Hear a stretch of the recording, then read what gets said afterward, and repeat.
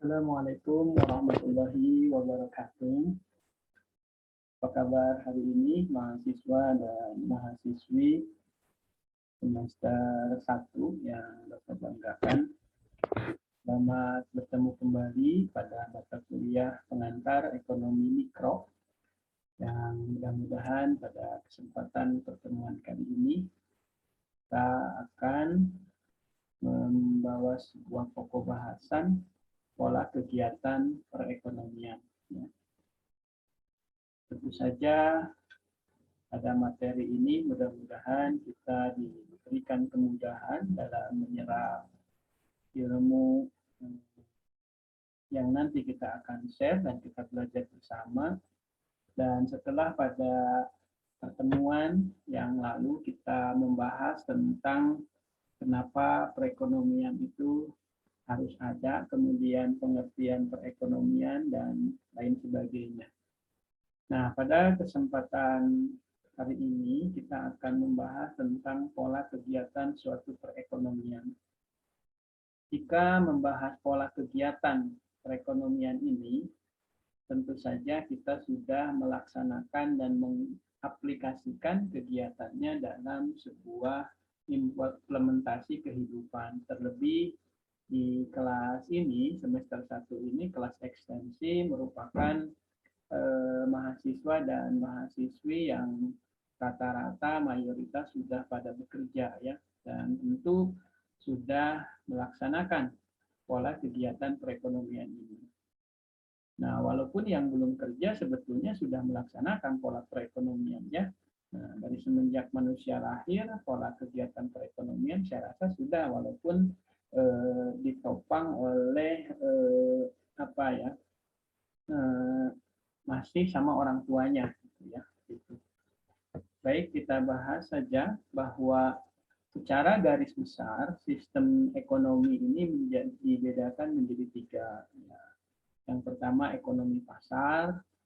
Jadi sistem ini merupakan interaksi murni antara pembeli dan penjual. Kita sering mengenal ekonomi pasar ini ya kita menyebutnya pasar ya, interaksi antara pembeli dan penjual seperti di pasar tradisional ya, di pasar modern juga di plaza-plaza, kemudian di mall dan pasar-pasar modern lainnya seperti Alfamart maupun Indomart ya. Gitu. Di situ terjadi sebuah interaksi murni antara pembeli dan penjual. Pembelinya ya konsumen, baik yang datang dari daerah sekitar maupun dari daerah luar yang lewat kemudian menjadi sebagai konsumen dan pembeli. Sementara penjual ya para pelaku bisnis yang ada di pasar tadi yang menjualkan baik produk maupun jasa. Ekonomi pasar ini juga interaksi pembeli dan penjual tidak hanya terjadi di sektor barang ya, di sektor jasa juga terjadi seperti pasar jasa perbankan kemudian yang lainnya. Nah, di situ terjadi interaksi antara konsumen atau nasabah dalam hal ini pembeli dan penjual dalam hal ini adalah perbankan ya. Gitu. Kemudian di sektor jasa lainnya juga kayak di jasa perawatan, kecantikan, kemudian cukur rambut dan lain sebagainya itu juga merupakan sistem ekonomi pasar di mana interaksinya terjadi antara pembeli dan penjual ya, gitu. Antara supplier kemudian dengan demand ya, yang meminta. Pembeli itu meminta. Gantung dia memintanya apa. Bisa jasa, bisa barang, barangnya pun bisa beragam, ada berbentuk kuliner, kemudian fashion, kemudian juga furniture, kemudian juga barang-barang seperti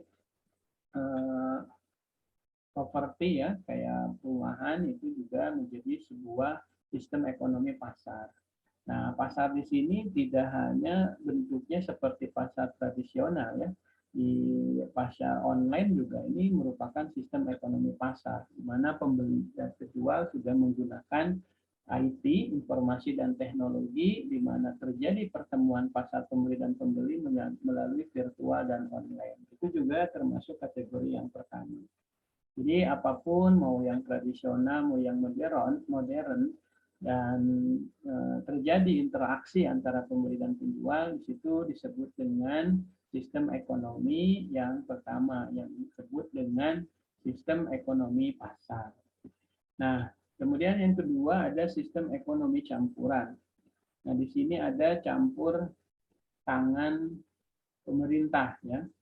Campur tangan pemerintah itu seperti misalkan dalam perbankan itu ada campur tangan, ya, di mana pemerintah menentukan tingkat suku bunga harga jualnya, ya, gitu. Jadi ada campur tangan pemerintah. Kemudian juga dalam penentuan harga BBM, jadi masyarakat menjual sudah ada campur tangan pemerintah. Jadi sama seperti ekonomi pasar, tetapi kalau di ekonomi terjadi interaksi antara pembeli dan penjual, di sistem ekonomi itu selalu interaksi antara pembeli dan penjual. Cuma kalau di ekonomi pasar itu terjadi persaingan sempurna. Artinya pasar menentukan harga berdasarkan harga produksi, kemudian margin yang ingin diharapkannya, keuntungannya, kemudian mereka menjual di titik yang mereka ada punya keuntungan. Walaupun demikian, tetap saja itu bersaing, ya. Kalau kompetitor bisa menjual murah, ya mereka pun berpikir dua kali. Dan elektabilitas seperti itu, ya, di situ yang menentukan adalah pasar, harga itu pasar, baik pembeli maupun penjual, di situ sistem ekonomi pasar. Di sistem ekonomi campuran juga terjadi, ya, perekonomian ini interaksi antara pembeli dan penjual. Karena tadi kan di pertemuan sebelumnya, kenapa terjadi ekonomi? Karena ada kebutuhan yang luar biasa semakin banyak, bahkan tidak terbatas, tetapi di sisi lain sumber daya yang dibutuhkan semakin terbatas. Nah, disitulah nilai ekonominya tinggi, terjadi ekonomi. Dan pada saat ekonomi itu karena awal mulanya ada kebutuhan dan keterbatasan, maka di situ terjadi interaksi antara yang mau beli dan yang mau jual. Begitu. Di situ nanti akan ada pengaruhnya terhadap harga, ya. Nanti di minggu depan ini akan dibahas teori permintaan dan penawaran. Nah, di sistem ekonomi campuran ini, di sini sudah ada campur tangan pemerintah. Artinya penentuan harganya tidak hanya menentukan tentang operasional, berapa biaya produksi atau berapa harga pokok pembelian, kemudian dia menambahkan margin keuntungan, kemudian muncul harga jual. Tetapi di sini selain penentuan itu, turun juga penentuan atau campur tangan pemerintah. Misalkan di harga BBM, ya, pelanggan atau masyarakat membeli dan penjual itu tidak boleh melebihi harga yang sudah ditetapkan pemerintah. Gitu. Jadi kemudian juga di barang-barang seperti 9 bahan pokok, sembako itu ada campur tangan pemerintah juga, ya, biasanya. Tapi yang jelas tadi di harga BBM, pemerintah ikut campur tangan dalam penentuan harga. Hal ini diambil, ekonomi campuran ini tergantung dari seberapa urgensi barang yang dibutuhkan masyarakatnya. Kemudian juga kelangkaannya, sehingga pemerintah merasa perlu untuk campur tangan dalam penentuan harga yang dibutuhkan oleh pembeli atau masyarakat. Nah, pada bidang-bidang produk jasa seperti ini sudah ada campur tangan pemerintah karena pemerintah merasa perlu dan wajib untuk mengatur kelangsungan dan apa istilahnya tidak terjadi konflik yang luar biasa eksesnya terhadap keadaan masyarakat di bawah pemerintahannya, maka pemerintah merasa perlu untuk turun tangan dan mengawasi serta mengatur. Gitu. Maka pada pasar seperti ini, pada interaksi pertemuan antara pembeli dan penjual pada bidang-bidang seperti ini, pemerintah turun tangan, dan pada saat pemerintah turun tangan dengan berbagai kebijakannya pada penentuan harga biasanya, ya. Nah, disinilah disebut dengan pasar ekonomi campuran, begitu, ya. Ada campur tangan. Itu hanya istilah saja sebenarnya. Nanti hari ini mungkin pada jam tangan pemerintah tidak ikut mengatur harga jam, dipersilahkan saja, bebas. Tapi suatu saat misalkan karena viral bahwa jam tangan ini ternyata bla bla bla bla dan menjadi sebuah kebutuhan yang wajib bagi masyarakat karena merasa ya kebutuhan pokok, bisa saja pada harga produk seperti itu juga pemerintah ikut menentukan harga dan sudah menjadi sistem ekonomi campuran. Walaupun tadi sangat agak jauh kemungkinan ya kalau di spek jam tangan. Tapi kalau di produk-produk bahan pokok kayak beras, kemudian daging, itu pemerintah merasa perlu untuk campur tangan, untuk kelangsungan perekonomian masyarakat dan eh, stabilitas ekonomi, kemudian juga istilahnya kedamaian dari masyarakat yang tidak terjadi konflik. Kebayang kalau kebutuhan-kebutuhan yang tadi dijadikan seperti sistem ekonomi pasar, seperti BBM itu kita bisa bayangkan ya, gitu. Sehingga karena ada sistem ekonomi campuran tadi, sekarang BBM mau di Papua mau di mana itu harganya sama ya, karena ada peran serta pemerintah. Padahal secara biaya produksi untuk ke Papua itu biayanya besar ya, karena untuk penghantaran tangki bisa sampai ke daerah-daerah seperti di Papua yang sangat sulit dijangkau, itu menyebabkan biaya produksi dan biaya operasional meningkat, sehingga harga jual BBM di sana harus besar kemungkinan harus tinggi seperti saat terjadi tahun-tahun lalu ya gitu. Tapi sekarang karena sudah ada campur tangan pemerintah, nah itu aman, semua harga sama. Nah, pada bidang produk sistem perekonomian seperti ini yang terjadi interaksi murni antara pembeli dan penjual, tapi ada campur tangan.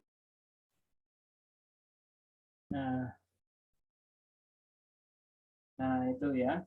Maaf barusan di wilayah saya ini terjadi mulai sinyal ya. Ya beginilah. Jadi pada saat perkuliahan dengan virtual seperti ini, tidak hanya mahasiswa dan mahasiswinya yang terjadi permasalahan di sinyal maupun kuota dan perangkatnya, ya dosen yang mengajar juga sama, karena ini di luar kendali dan keinginan kita. Kan sinyal bukan berarti kita juga bersudut punya yang murahan atau nyari yang irit. Itu kan kendala wifi bisa saja kan di perjalanan, di kabel, tiang bisa saja ada pohon runtuh seperti kabel listrik itu kan yang putus. Nah ini juga mengakibatkan sinyal yang kurang baik ya. Oke, baik kita lanjutkan. Tadi sampai sistem ekonomi campuran ya, ada campur tangan pemerintah. Kemudian ada sistem ekonomi perencanaan pusat. Nah ini diatur sepenuhnya oleh pemerintah.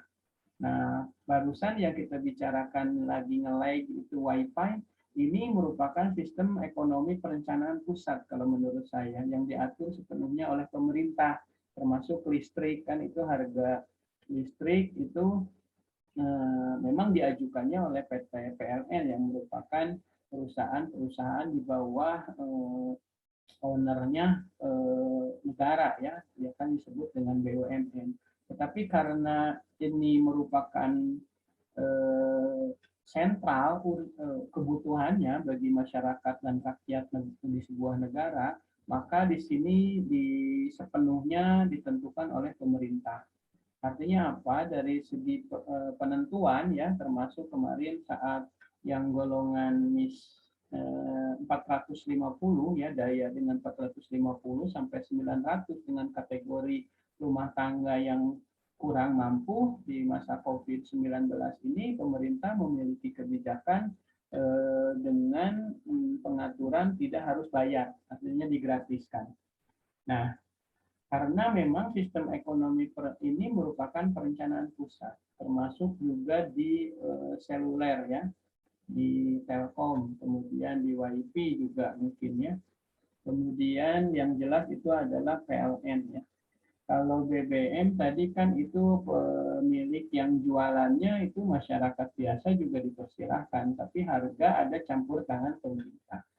Dan sembako juga itu kan. Tetapi kalau sistem perencanaan pusat itu sepenuhnya usaha ini juga jarang diberikan kepada swasta. Biasanya yang megangnya juga BUMN sebagai perpanjangan tangan dari pemerintah. Ya, seperti misalnya dari perusahaan listrik negara, kan sangat jarang ya ada swasta yang memiliki dan menjual listrik ini ya. Gitu. Jadi semuanya hampir dimiliki oleh BUMN yang namanya PT PLN, dan sistem ekonomi ini merupakan perencanaan pusat yang diatur sepenuhnya oleh pemerintah ya, termasuk dalam penentuan harga per kWh-nya gitu ya. Jadi 3 sistem perekonomian yang biasa ada, dan di Indonesia terjadi 3 pembeda ya. Ada sistem ekonomi pasar, nah ini juga sudah lumrah di kita. Ada sistem ekonomi campuran, jadi masyarakat kemudian swasta boleh memiliki bisnis ini, tetapi penentuan harga ada campur tangan pemerintah. Kalau sistem ekonomi perencanaan pusat, ini sepenuhnya juga ya diatur harga dari pusat, kemudian mereka merasa perlu untuk memiliki perusahaan ini tidak diberikan kepada pihak lain termasuk swasta seperti PT PLN ya. Jadi pemasok listrik kepada para pelanggannya, yakni rakyat Indonesia, itu tidak diberikan ke unsur yang lainnya. Jadi mutlak ini sistem ekonomi perencanaan pusat. Dan terjadi juga di beberapa bidang sistem ekonomi perencanaan pusat lainnya ya. Kemudian selanjutnya, nah ini ya, uang, perdagangan, dan spesialisasi. Perekonomian dunia ini telah mengalami perubahan secara drastis ya, mengikuti kemajuan zaman. Perekonomian berdasarkan kemajuannya ya, kita juga sudah sama-sama tahu ya bahwa di sini ada perekonomian dengan subsistem primitif, jadul, lama gitu ya, udah lama lah ini. Nah, perekonomian modern. Nah, saya kira seluruh kita yang hadir di sini adalah sudah berada pada model perekonomian modern. Bahkan modernnya pun sekarang udah banyak kan uang-uang virtual ya, artinya kita transaksi itu tanpa tunai dengan uangnya ya, jadi sudah lebih daripada modern ya kita ini hadir. Mungkin perekonomian modern itu di abad 19-an ini sudah kategori perekonomian modern. Masih kita hadir yang di abad 2000 di abad 21 ini, saya kira lebih dari modern lagi ya. Produksi dan perdagangan dalam perekonomian subsistem primitif, ada barter lah. Ini yang primitif itu dulu belum ada uang ya, jadi barter. Di mana pada masa barter ini tingkat produktivitasnya itu rendah dan memproduksi hanya untuk kebutuhan sendiri. Jadi mereka memproduksi itu untuk tidak dijual belikan gitu. Kalaupun mereka butuh yang lain, barang yang lain, misalkan butuh mobil, kita dibarter dengan barang produksi hasil kita. Gitu. Nah, kalau kita butuhnya langsung ke yang punya mobilnya kan enak barternya. Walaupun dengan susah payah kita harus ngebarter berapa produk kita terhadap mobil yang kita inginkan. Tapi saat di wilayah itu tidak ada yang memiliki mobil, padahal kita butuh mobil, adanya di wilayah lain, kita susah, harus ngebarter dulu dengan televisi, televisi dibarter dengan motor, motor baru dibarter dengan mobil, misalnya motor 5 dibarter dengan, itu perjalanannya panjang dan repot ya. Dengan sistem barter ini juga menyita kesulitan, di mana pada saat di barter kita harus mengangkut yang lebih banyak barang, banyak produk untuk saling tukar. Nah, ini juga repot. Nah, kemudian nanti di masanya diciptakan ada alat tukar yang kemudian namanya uang. Nah, di situ kan lebih ringan dan uang lebih bisa dibelikan sebagai alat tukar, itu lebih bisa fleksibel ke semua produk yang kita butuhkan. Nah, dalam primitif ini, subsistem primitif atau barter, tingkat produktivitasnya rendah karena mereka hanya ya udah saya memproduksi ini untuk kebutuhan saya. Kalau mau kemana-mana pun ya jalan kaki aja karena ngerasa barter sangat susah. Susah bukan hanya berat untuk ngebarternya ya, antara tadi butuh mobil, butuh rumah, tetapi susah juga karena barter ke sini, baru ke sana baru dapat apa yang kita inginkan. Susah kan, berapa banyak perjalanan dan berapa banyak juga kuantitas produk kita yang harus ditukar dengan mobil itu, gitu ya. Susah, lama juga, dan repot juga. Sehingga waktu itu produktivitasnya rendah dan memproduksi hanya untuk kebutuhan sendiri memangnya. Nah, dalam perekonomian primitif ini harus terwujud syarat-syarat atau keadaan-keadaan tertentu. Tadi orang hayang mobil teh langsung jeung nu boga mobilna. Tapi mun urang hayang mobil ternyata nu boga mobil teu butuhun produk orang, butuhun produk anu yang lainnya, berarti kita harus menukar dulu ke itu. Baru ke sini, baru ke sini, baru ke sini, baru terakhir misalkan ada wah sudah perjalanannya panjang, susah ya dengan perekonomian primitif, makanya disebut juga primitif, jadul, dan saya rasa sudah tidak digunakan lagi di zaman sekarang ya, kalaupun ada ya hanya terjadi 1-2 saja. Kemudian pergeseran kesininya ke perekonomian modern. Di perekonomian modern ini tidak lagi dengan sistem barter karena tadi susah dan banyak kelemahan ya. Kemudian selain susah dari sisi waktu, dari sisi jarak, dari sisi harus pertukarannya ke beberapa kali gitu ya. Dan itu sulit lah, susah. Dengan menggunakan uang itu lebih mudah ya. Terdapat ciri-ciri perekonomian modern biasanya ya, diantaranya menggunakan uang sebagai alat tukar.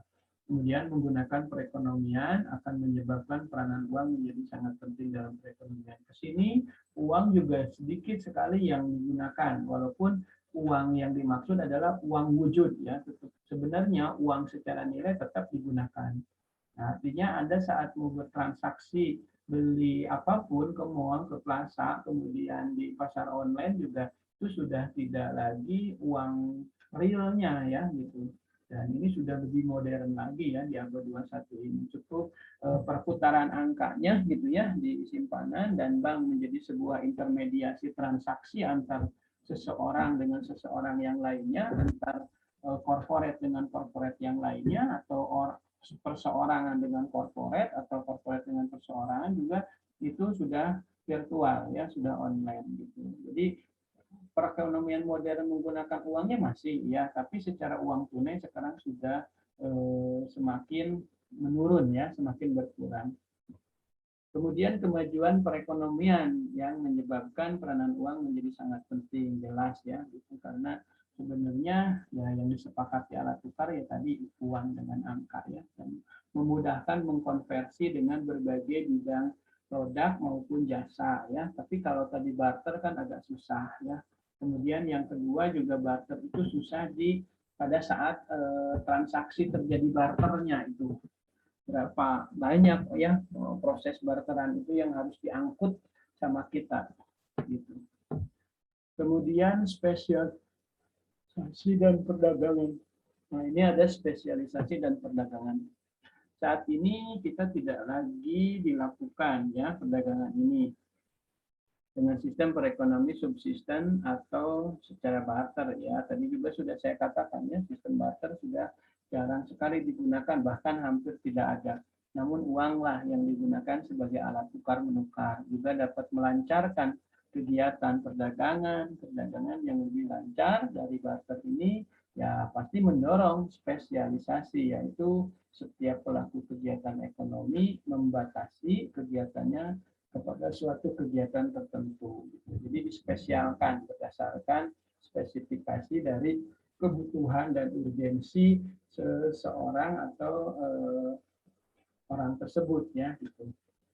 Membatasi kegiatan perdagangan yang lebih lancar dari itu, membatasi. Jadi dan tidak susah juga, tidak ribet ya gitu, karena alat tukarnya sudah bentuk uang ya, jadi tidak terlalu dalam pengangkutan maupun dalam proses mengkonversinya gitu. Kalau dulu kan susah, kalau uang dengan mobil dengan motor di ininya misalkan motor 5, mobil 1, kemudian kita nggak punya motor tapi butuhnya mobil, itu harus membarter ke beberapa kali sampai di motor, sampai baru terakhir di mobil. Wah, itu perjalanan yang luar biasa. Artinya di situ tidak terjadi spesialisasi. Nah, kalau di perdagangan modern, di perekonomian modern terjadi spesialisasi gitu ya, lebih ke penspesialan, gitu, yang lebih fokus, harus lebih fleksibel karena uang itu bisa kemana saja ya. Nah, udah punya 1 juta ini kan mau beli laptop, mangga second, mau beli HP, mau beli makan, mau beli apa itu masih. Jadi proses barter tadi kan kalau mesti barter tadi ya ternyata masih ada sisa, kemudian saya butuh yang anu itu susah lagi barternya ya. Belum lagi resiko dari kadaluarsa kalau produk-produk itu berbentuk makanan begitu ya. Kemudian maaf ini ya malam jadi agak ngantuk terus. Ini spesialisasi dan perdagangan ini akan menghasilkan produk dengan sesuai keahliannya, lebih produktif ya dan lebih efisien, lebih cepat juga ya. Tidak diperlukan kesesuaian ganda dari keinginan dalam perdagangan. Jadi fokus ya. Kemudian kebaikan-kebaikan spesialisasi ini salah satunya terdapat untuk mempertinggi efisiensi penggunaan faktor-faktor produksi. Kemudian juga mampu mempertinggi atau mengefisienkan produksi ya. Kemudian mendorong pengembangan teknologi. Jadi teknologi dan informasinya itu akan terupdate secara terus-menerus. Kemudian pelaku kegiatan ekonomi di sini digolongkan menjadi 3 ya, rumah tangga jelas tadi, rumah tangga itu orang per orang dalam satu keluarga di situ pasti menjadi pelaku ekonomi karena kan ada kebutuhan untuk makan anak-anak dan istrinya, kemudian tempat tinggal di situ juga menjadi barang-barang kebutuhan ekonomi yang nilai ekonomisnya tinggi dan sangat menjadi prioritas ya dalam keluarga, terutama makan, kemudian rumah, sekolah, dan lainnya. Kemudian pelaku kegiatan ekonomi juga perusahaan. Karena apa yang dibutuhkan rumah tangga juga beberapa produk itu dibuat oleh perusahaan. Sebaiknya perusahaan menyerap berbagai SDM dari rumah tangga, ya, misalkan kepala keluarganya atau bahkan anak-anak dan istrinya juga menjadi sebuah pegawai SDM yang direkrut di perusahaan. Nah, perusahaan itu nanti menggaji kan, dan perusahaan menjual juga kepada rumah tangga. Itu menjadi siklus nanti ya. Kemudian juga pemerintah, karena pemerintah di sini menjadi perlu untuk mengatur, mengawasi jalannya perekonomian supaya tidak terhambat dan tidak terjadi hal-hal yang tidak diinginkan ya gitu. Salah satunya nanti bisa terjadi inflasi, kemudian juga apa itu kebijakan moneter dan lain sebagainya ya, karena dampak dari perekonomian yang dilakukan dari unsur rumah tangga, perusahaan, pemerintah. Saat Anda membeli motor ya untuk keluarga itu Anda itu di rumah tangga dan motor dibuat oleh pabrik. Berarti Anda mengeluarkan uang untuk beli motor tadi ke pabrik. Pabrik juga mendapatkan uang dan melepaskan motor. Nah, pabrik uang yang didapat untuk membiayai kebutuhan salah satunya juga pegawai. Nah, pegawai yang dapat gaji salah satunya itu diambil dari rumah tangga. Nah, rumah tangga yang tadi harus dibiayai itu bisa terbayarkan. Jadi begitulah siklusnya. Dan perusahaan yang dimaksud dalam ilustrasi sini memang perusahaan profit oriented, tetapi tidak demikian juga. Yang dimaksud perusahaan bisa saja organisasi ya, pemerintahan daerah itu juga menjadi sebuah perusahaan dalam konteks kegiatan ekonomi, karena karyawan yang ada di situ ASN kan dapat gajinya untuk memenuhi kebutuhan rumah tangga, salah satunya tadi makan minum, kemudian aktualisasi diri dan lain sebagainya, terus saja siklus berputar. Perusahaan juga mendapatkan penghasilan dari penjualan yang dia jual gitu ya kepada aspek rumah tangga, dan pemerintah di situ sebagai intermediasi untuk menyelaraskan antara kebutuhan, kemampuan, kemudian apa yang harus diproduksi oleh perusahaan di wilayah kita negara Indonesia gitu ya, kebutuhan-kebutuhannya. Memang kalau untuk konsumen potensial Indonesia ini potensial dengan 260-270 juta ini kan makan, minum, dan semuanya. Bayangin kalau di sini tidak ada satupun pemasok beras. Wah, itu bisa bahaya, bisa kelaparan ya. Kemudian sirkulasi. Nah, ini sirkulasi aliran pendapatan yang tadi saya pernah terangkan. Ya. Di faktor ekonomi biasanya membuat diagram yang dinamakan sirkulasi aliran atau circle flow ya. flow circle ini memberikan gambaran tentang aliran pendapatan. Di antaranya faktor-faktor produksi, apa yang pendapatan, kemudian barang dan jasa, pengeluaran antar sektor-sektor jasa. Jika kita lihat dalam bagian ini adalah sirkulasi aliran pendapatan. Nah, ini tadi rumah tangga ya. Kemudian di sini perusahaan, dan sebetulnya di luar sini ini ada pemerintah ya yang mengawasi jalannya siklus perekonomian ini.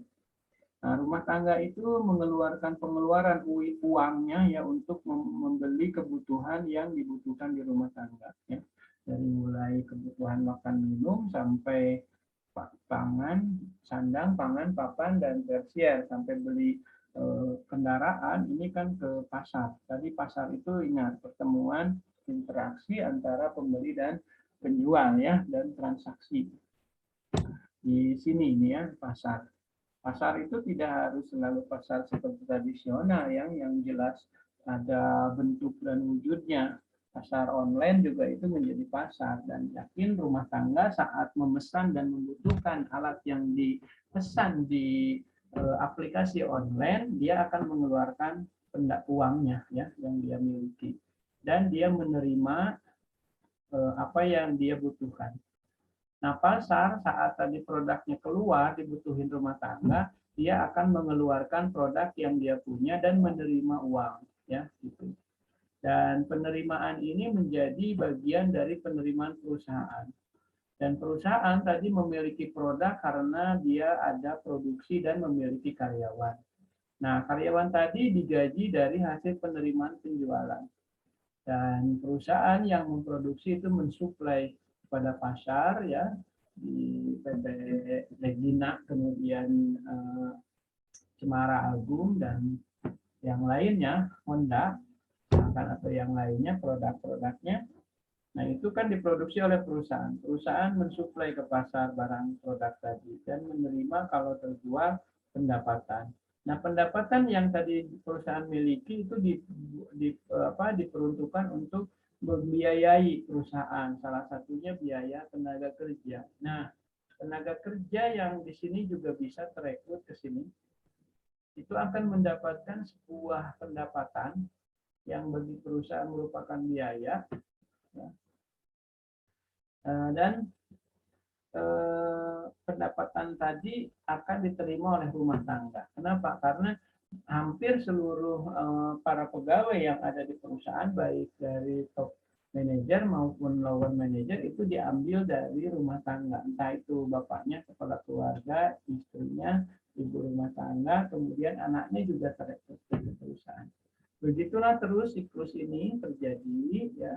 Dan ini sirkulasi aliran pendapatan juga ya, karena tadi bicara pendapatan yang didapat dan akan didapat. Ini siklus aliran pendapatan ini saya kira bisa dipahami ya, Bapak Ibu ada di posisi mana, ada yang sudah di perusahaan menawarkan produk dan barang dan jasa, Anda menyerap berbagai SDM yang diperlukan untuk mengelola perusahaannya, kemudian Anda akan menerima uang dari hasil penjualannya. Dan uang tadi dikelola lagi untuk membiayai salah satunya biaya tenaga kerja. Biaya tenaga kerja kenapa diberikan? Karena mereka itu merupakan dari sumber atau rumah tangga yang diberdayakan oleh perusahaan. Begitulah siklus aliran pendapatan dalam sistem ekonomi. Ya. Saya kira mudah-mudahan bisa dipahami, dan ini juga saya membuatkannya pas sudah malam ini, ada sedikit ngantuk juga, dan kita akan melanjutkan dengan pertemuan berikutnya di minggu depan. Baik, itu saja mahasiswa dan mahasiswi semester 3 di kelas ekstensi 26 ya. Dan mudah-mudahan materi tadi walaupun sedikit bisa memberikan pencerahan, kemudian pemahaman tentang ekonomi mikro. Ini yang dipelajari selalu rumah tangga, kemudian dengan beberapa perusahaan. Karena memang yang kita pelajari adalah pengantar ekonomi mikro, masih belum melibatkan banyak hal ya, sehingga pada saat yang diterangkan ya masih hal-hal yang kecil, mikro ya, seperti yang kita terangkan barusan. Baik, Bapak, Ibu, mahasiswa Diska 26 yang Bapak banggakan, saya kira itu untuk pertemuan pertama. Silahkan nanti kita bertemu dengan pertemuan berikutnya, dan untuk kehadiran nanti silahkan Anda isi di kolom komen, dan nanti Bapak pindahkan ke daftar hadir mahasiswa dan dosen di kami di sini dari lembaga ya. Kita belum bisa online sepenuhnya karena program kita masih migrasi dari sekolah tinggi ke universitas, dan sekolah tinggi sudah tidak ada, nanti menjadi Fakultas Ekonomi dan Bisnis. Jadi Anda ada di Universitas 11 April Sumedang di Fakultas Ekonomi dan Bisnis. Itu ya, mudah-mudahan selalu sukses dan lancar selalu. Demikian mahasiswa dan mahasiswi Diska 26. Mohon maaf apabila ada kesalahan, kekurangan, dan kehilapan. Terima kasih. Billahi taufiq wal hidayah. Assalamualaikum warahmatullahi wabarakatuh.